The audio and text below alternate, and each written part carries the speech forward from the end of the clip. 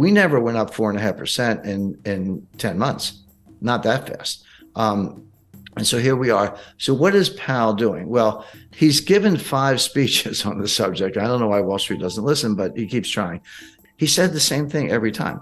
He said, inflation is job one. We're just going after inflation. Believe us. There is going to be a recession. Unemployment is going to go up. There's going to be pain. I've never heard a Fed chairman use the word pain. He used it 5 times in one paragraph in the Jackson Hole speech. And that's what we're doing. And believe us when we say it. Now, how long will he raise rates? How quickly? And what's he trying to do? Powell is trying to get to something that he calls the terminal rate. But the definition of the terminal rate is it's a rate that's high enough to cause inflation to come down on its own without further hikes. So we'll get to a level, and then inflation is coming down, by the way. And in the last 5 months, it's gone from, in the U.S., it's gone from about 9% to 8.7, 8.2, 7.4, 7.1. So it is coming down. Having said that, the target is 2%, and 7.1 is still a far cry from 2. So he's not there, but he's making progress. Now, so here's I hate to use the word conundrum, but it kind of is. Wall Street's saying, you're done. You did it. Mission accomplished. Inflation is coming down. You got what you wanted. Give it time. Stop raising rates. You're going to kill the economy. But the Fed is saying, well, we actually don't know. We can't untangle it. Yes, inflation is coming down. That's objective. But is it coming down because we're still raising rates? Or is it coming down because we're at the terminal rate? Those are 2 different things. And right now, and this is what Powell's been saying, the Fed leans to the view that they're not at the terminal rate, that inflation is coming down because they're raising rates. They have not achieved the terminal rate. So my expectation is the Fed will raise interest rates 50 basis points on February 1st, and then probably 25 basis points in March. March 22nd is the Fed meeting after that. So those 75 plus the 450 we have now, that'll get you to 5.25. And even the more hawkish members think that that's probably the terminal rate. So Powell and the Fed have said, yeah, inflation's coming down, but it's because we're raising rates, not because we're at the terminal rate. We're going to get to the terminal rate, probably 2 more hikes, and then we'll pause. And then if we're right, we'll just let inflation come down on its own. And that may take a year. So all this stuff about the Fed pivot and cutting rates and all that stuff, I mean, the Fed's thinking mid-2024 before they do that. Now, Wall Street are saying, no, you're not going to get that far. You may be at the terminal rate already. You're definitely going to cause a recession. It'll be more severe than you think. And rates are going to have to come down sooner than people expect. In other words, you've already achieved the terminal rate. You just don't know it. And you'll probably be the last to know. So with Wall Street, with the cheerleaders, sending that message, but with some serious market indicators, including yield curves, sending that message, why is Powell sticking to the game plan as I described it? And the answer goes back to 1980, believe it or not, and what's called the Volcker mistake. People forget that there was a recession in 1980. It was sharp but quick. It was over very quickly. It had nothing to do with monetary policy. The Carter administration issued some dopey regulation on a ceiling on credit card interest rates.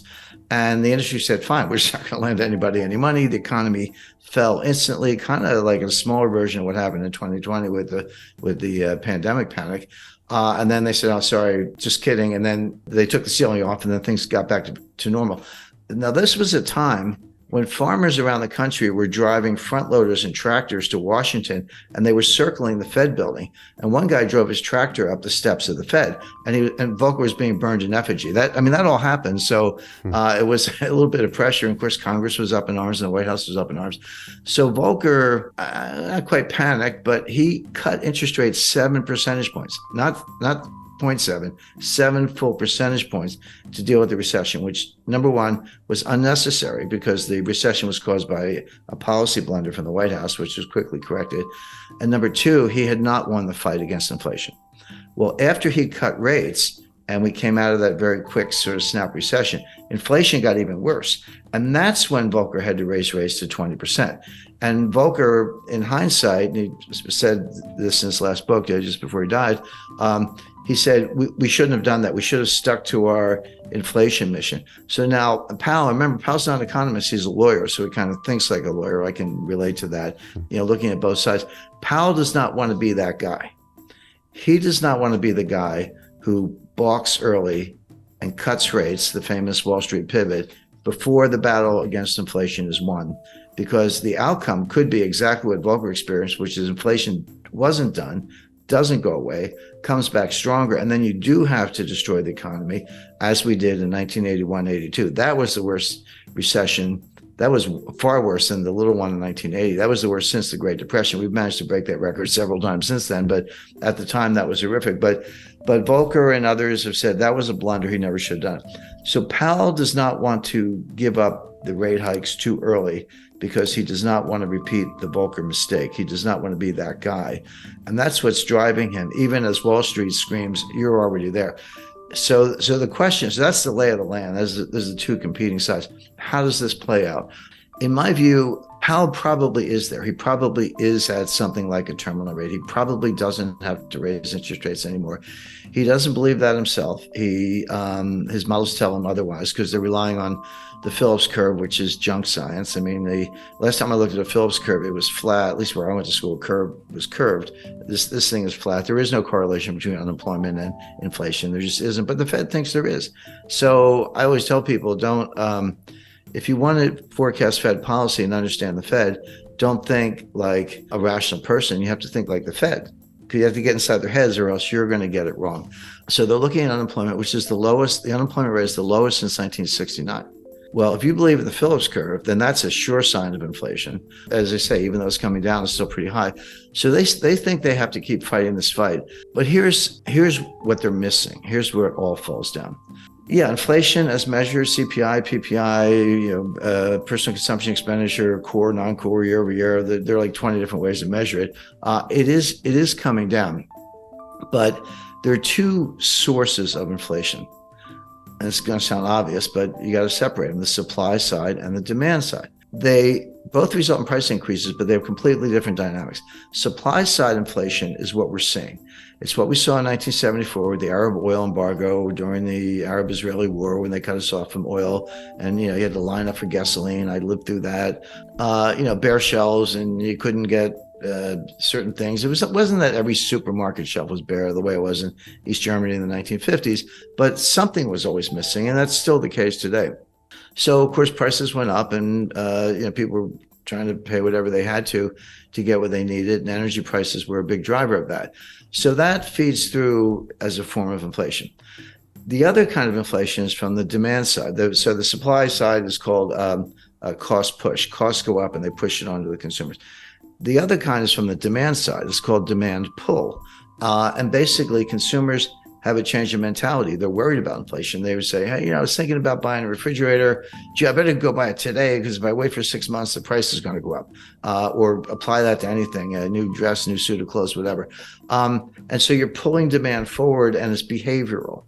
And that will also drive prices up. But they're very different things. Now, cost push can morph into demand pull. That's what happened in the 70s. It started from the supply side, but by the late 70s, 80s, and Volcker, which we've just been talking about, it had tipped over into the demand side. That hasn't happened yet. We've had the supply side inflation, the cost push. It hasn't yet tipped into demand pull. It hasn't really affected consumer behavior that much in terms of people anticipating more inflation. It could, but it hasn't happened yet. Here's why that's an important distinction. Cost push inflation negates itself. The old saying that the cure for high oil prices is high oil prices because people can't afford it. Maybe if demand is inelastic, if you got to fill up your Ford F-150 truck with gasoline to take the kids to school or go to work. But if you're unemployed, you're not buying any gas because you're not leaving the house. So it tends to negate itself, whereas demand pull feeds on itself. Powell has not made that distinction. And if I'm right, and I think I am right, and the evidence backs that up, this inflation will come down, not because the Fed is raising interest rates, but because higher prices destroy demand all on their own. If I used to pay $75 to fill up my truck with gas, and now I have to pay $150, which is about right, I'll do it because I got to get to work. But that's $75 I'm not going to spend on something else. I'm not going to go out for dinner. I'm not going to go to a show, a concert, or buy a new camera, whatever it might be. So it does tend to depress demand, destroy demand, and hurt the economy. And then it slows down, and then the inflation comes down on its own. That appears to be happening. But Powell hasn't really made the distinction. He's fighting the last war. I hate to use a cliche, but he's fighting the Volcker War. And what he's got looks a little bit more like the Herbert Hoover War. That looks a little bit more like the 1930s than the 1970s. So the bottom line on all this is the Fed is going to raise rates at least twice more for the reasons I mentioned. Powell doesn't want to repeat the Volcker mistake. He thinks the battle's not won. He has to get to the terminal rate. In reality, he's probably already there, if there is such a thing as a terminal rate. It's another one of these things they made up. Inflation is coming down, and so will probably continue, but for really bad reasons.